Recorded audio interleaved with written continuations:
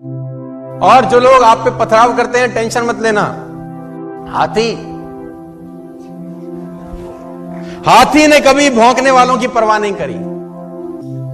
अच्छा देखो, किसी गांव में एक हाथी आ जाए, मैं उस दिन भी सुना रहा था किसी को, तो गांव भर के वयोवृद्ध जो बुजुर्ग लोग रहते हैं हाथ जोड़ के खड़े हो जाएंगे, जय हो गणेश जी महाराज, जय हो गणेश जी महाराज। एक सज्जन मुझसे बोले कि गांव और शहर में क्या फर्क है, तो मैंने बोला गांव में हाथी को भी लोग गणेश जी कहते हैं, और शहर में गणेश जी को भी हाथी कहें तो बहुत बड़ी बात नहीं है। और मुझे नहीं लगता कि हाथी के सिवा कोई दूसरा पशु ऐसा है जिसके आगे इतने हाथ जोड़े जाते हैं, मुझे नहीं लगता।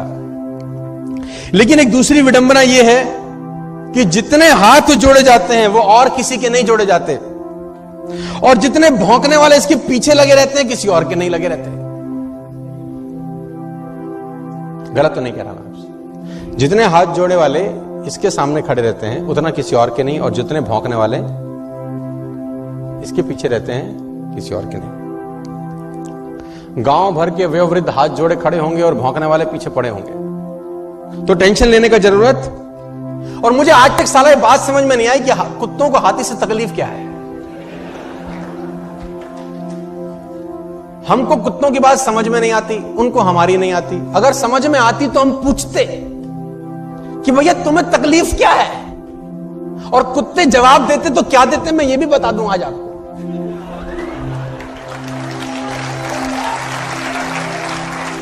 कुत्ते बोलते हमें हाथी से कोई तकलीफ नहीं है, तो फिर भौंकते क्यों हो?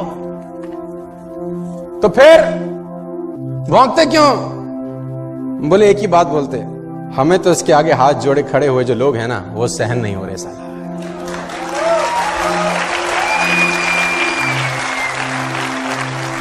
और सही बात है, जिसकी जितनी स्तुति होगी उसकी उतनी निंदा भी होगी।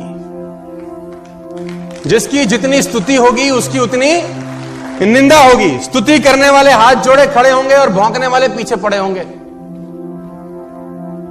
तो घबराने का जरूरत नहीं है कि अगर लोग आपको ताना मारें, टेंशन दें, आप अपना मस्त आगे आगे चलो। लेकिन दिक्कत क्या है? अच्छा, कुत्तों की इतनी हिम्मत नहीं है कि हाथी के आगे आके भौंके।